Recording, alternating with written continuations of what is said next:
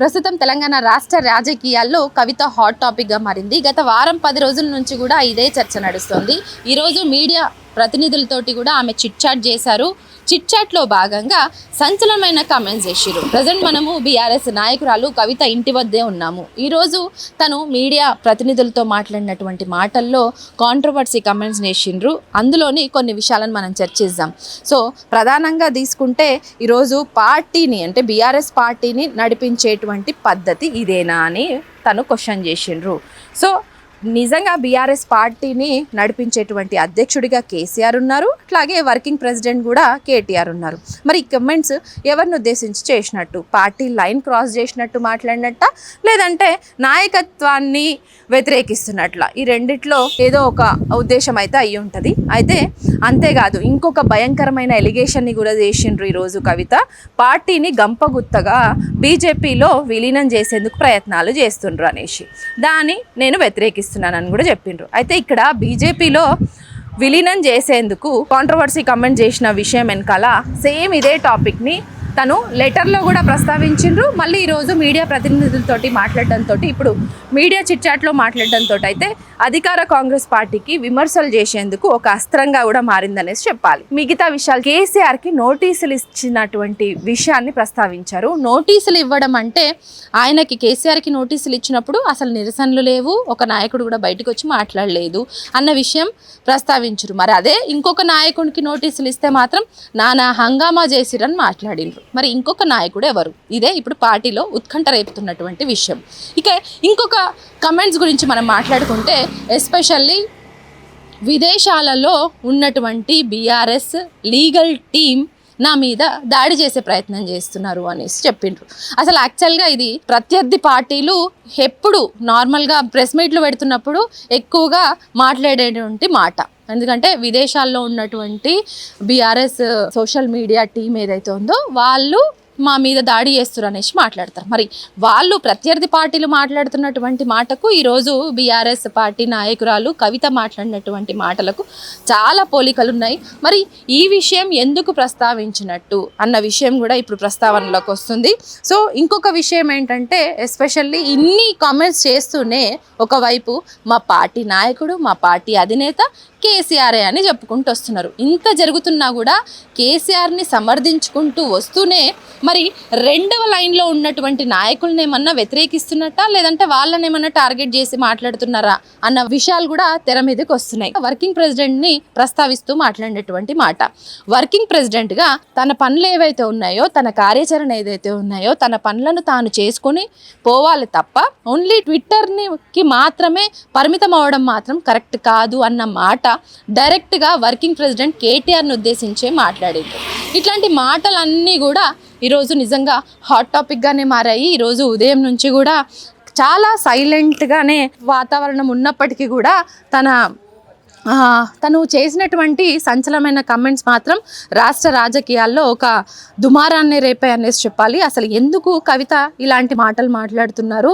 ఇంకో మాట మాట్లాడింది, అసలు ఈ పంచాయతీ అంతా ఎక్కడ స్టార్ట్ అయింది అని ఒక్కసారి మనం కనుక చూసుకుంటే, మే 22వ తేదీన సాయంత్రం 4-5 గంటల టైంలో మాజీ సీఎం కేసీఆర్కు బీఆర్ఎస్ నాయకురాలు కవిత రాసిన లేఖ బయటకు వచ్చిన దగ్గర నుంచి చర్చ మొదలైంది. సో ఇదంతా కూడా అప్పటి నుంచే స్టార్ట్ అయింది. ఎందుకంటే వరంగల్ సభ ఏదైతే ఉందో ఆ సభకు చాలా భారీగా జనాలు వచ్చారు. సభ కూడా చాలా సక్సెస్ అయింది. ఆ సభ సక్సెస్ అయిన తర్వాత బీఆర్ఎస్ పార్టీలో ఉన్న శ్రేణులందరూ కూడా నాయకుడు, అధినాయకులు, అట్లాగే దాంట్లో ఉన్నటువంటి బడా లీడర్లు, అట్లాగే కార్యకర్తలు ఫుల్ జోష్ మీద ఉన్నారు. ఎగ్జాక్ట్గా అదే టైంలో ఈ లేఖ రాయడం అంటే ఆ సభకు సంబంధించి పాజిటివ్స్ కావచ్చు, నెగిటివ్లు కావచ్చు, దానికి సంబంధించిన అంశాలను ప్రస్తావిస్తూ కొంత ఆ లేఖలో పేర్కొనడం అయితే జరిగింది. సో ఈ కమెంట్స్ అయితే మెయిన్గా ఎగ్జాక్ట్గా ఆ టైంలోనే సభకు సంబంధించిన ఫీడ్బ్యాక్ని ఇస్తూ కూడా పాజిటివ్ థింగ్స్ని అట్లాగే నెగిటివ్ థింగ్స్ని కూడా ఆ లేఖలో పెట్టిండ్రు. ఆ లేఖ ఏంటంటే ఎప్పుడైతే లీక్ అయిందో, ఎప్పుడైతే మాజీ సీఎం కేసీఆర్కు రాసినటువంటి లేఖ బయటికి లీక్ అయిందో అప్పటి నుంచి కూడా ఈ టాపిక్ అనేది చాలా హాట్ టాపిక్గానే మారిందనేసి చెప్పాలి. ఆ లెటర్లో భాగంగానే ఇదంతా కాంట్రవర్సీ. అక్కడ ఆ లెటర్ లీక్ కావడం దగ్గరనే ఈ కాంట్రవర్సీ కమెంట్స్ అనేది బయట మీడియాలో కావచ్చు, లేదంటే పార్టీలో కావచ్చు చర్చనీయాంశంగా మారింది. లీక్ కావడం వెనుక అసలు ఆంతర్యం ఏంటి, ఎవరు లీక్ చేసిరు, పార్టీ శ్రేణుల, లేదంటే బయట వాళ్ళ, లేదంటే స్వతహాగా కవితనే చేసిందా అన్న కమెంట్స్ కూడా నడిచినాయి. సో ఆ తర్వాత ఈ లేఖ కూడా ఎందుకు రాసిండ్రంటే బీఆర్ఎస్కి సంబంధించిన సభ ఎంత సక్సెస్ఫుల్గా నడిచింది, ఎంత భారీగా జనాలు వచ్చిండ్రు వరంగల్లో జరిగిన సభకు అన్న ఒక జోష్లో పార్టీ శ్రేణులు కావచ్చు, పార్టీ అధినేత కావచ్చు ఉన్న టైంలో ఎగ్జాక్ట్గా అదే టైంలో ఆ సభకు సంబంధించిన ఫీడ్బ్యాక్ని అంటే పాజిటివ్ కావచ్చు, అట్లాగే నెగిటివ్ థింగ్స్ కావచ్చు, వీటన్నింటికి సంబంధించిన విషయాలను ప్రస్తావిస్తూ కేసీఆర్కి కల్వకుంట్ల కవిత ఒక లెటర్ని రాయడం జరిగింది. ఆ లెటర్ ఎప్పుడైతే లీక్ కావడం వెనకాలనే ఇదంతా రాద్ధాంతం స్టార్ట్ అయిందనేసి చెప్పాలి. అయితే ఈ ఇష్యూ ఈరోజు మీడియాతో అప్పుడు లెటర్ లీక్ కావడం కావచ్చు, ఇక ఈరోజు మీడియాతో మాట్లాడుతూ ప్రస్తావిస్తున్న విషయాలు అంటే కాంట్రవర్సీ కమెంట్స్ కావచ్చు, ఇప్పుడు హాట్ టాపిక్గా మారనేసి చెప్పాలి కదా. ఇదంతా ఒకవైపు జరుగుతుంటే ఇంకొక వైపు ఏంటంటే బయటికి వచ్చి అసలు ఈ వారం 10 రోజులు కవిత కొత్త పార్టీ పెడుతుందా, లేదంటే తను జాతీయ పార్టీలో ఏమైనా జాయిన్ అవుతుందా, ఇట్లాంటి కమెంట్స్ కూడా చాలా వరకు, ఇలాంటి ఆరోపణలు విమర్శలు కూడా చాలా వరకు మనకు బయట వినిపించినాయి. ఇలాంటి కమెంట్స్ వస్తున్న టైంలో తను బయటికి వచ్చి అసలు ఇదంతా ఫేక్ న్యూస్, ఇదంతా నేనుగా బయటికి చెప్పిన మాటలు కాదు, ఇవి తప్పు అని చెప్తూనే మళ్ళీ పార్టీలో అంతర్గతంగా జరుగుతున్నటువంటి విషయాలను ఇట్లా మీడియా ప్రతినిధులతోటి ఈరోజు షేర్ చేయడం అనేది నిజంగా కొంత ఇప్పుడు ఇన్ని రోజులు నడిచినటువంటి కాంట్రవర్సీకి కొంత బలాన్ని చేకూర్చాయనేసి చెప్పాలి.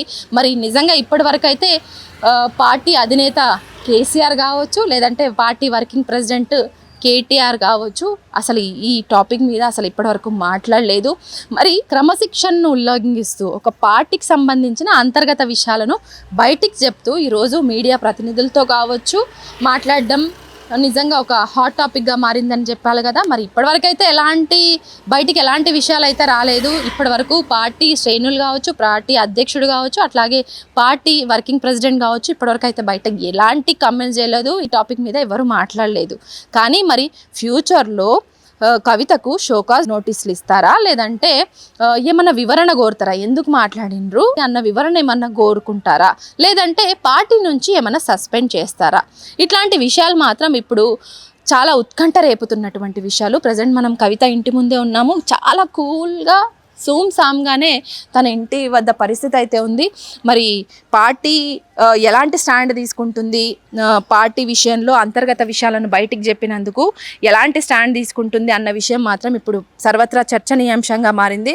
మొత్తానికి కవిత ఇష్యూ మీదనే బీఆర్ఎస్ పార్టీ ఎలా స్పందిస్తుంది, సో ఎలాంటి నిర్ణయం తీసుకుంటుంది అన్న హాట్ టాపిక్ అయితే బయట మాట్లాడుకుంటున్నారు. మరి అధినేత కావచ్చు, వర్కింగ్ ప్రెసిడెంట్ కావచ్చు, ఎలాంటి నిర్ణయం తీసుకుంటారు అనేది కూడా బయట నడుస్తుంది. మరి వారం 10 రోజుల నుంచి నడుస్తున్నటువంటి ఈ సంచలన కమెంట్స్ కావచ్చు, కాంట్రవర్సీ కమెంట్స్కి మరి ఎప్పుడు పులి స్టాప్ పడుతుంది, మరి బీఆర్ఎస్ పార్టీ ఏ స్టాండ్ పైన ముందుకు పోతుంది అనేది మాత్రం సర్వత్రా సంచలనం రేకిస్తున్న విషయంగా చెప్పొచ్చు.